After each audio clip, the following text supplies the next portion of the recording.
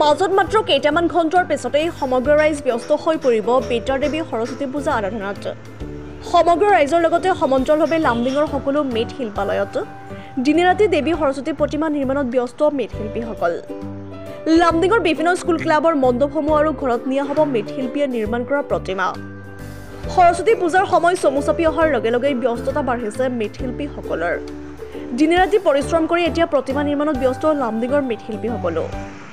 মূৰ্তিৰ কাপোৰ আ অলংকাৰ মূল্য বৃদ্ধি হোৱাৰ বাবে মাটিৰে তৈয়াৰী কাপোৰ আ অলংকাৰ ব্যৱহাৰ কৰা পৰিলক্ষিত হৈছে মূৰ্তিৰ কাৰখানাত। এইবাৰ সৰস্বতী পূজা 14 ফেব্ৰুৱাৰীৰ দিনাই সমগ্ৰ দেশজুৰি পালন কৰা হ'ব আৰু তাৰ সমান্তৰালভাৱে প্ৰেম দিৱস 14 ফেব্ৰুৱাৰী প্ৰেম দিৱসৰ বাবেই লামডিঙৰ বজাৰ দেখা পোৱা গৈছে গ্ৰাহকৰ ভিৰ। লামডিঙৰ পৰা isa24x7।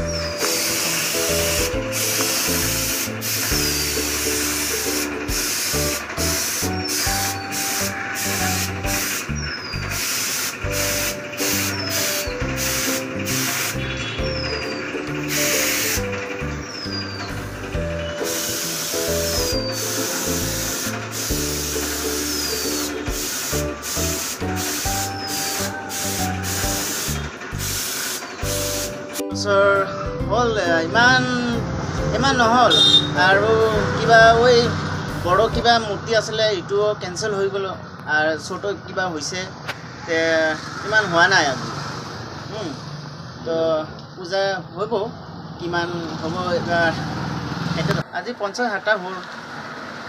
কাপোৰবিলাকতো দাম বাঢ়িছে কিন্তু এই মূৰ্তিৰ দামটো বাঢ়া নাই, আগৰ নিচিনাই আছে। এইটোৱে মোৰ ব্যৱসায় হয়।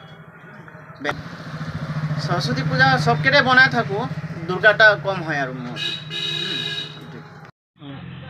না মাধ্যমিক পরীক্ষার জন্য কোনো অসুবিধা হয়নি, কাজ যেরকম এরকমই চলছে।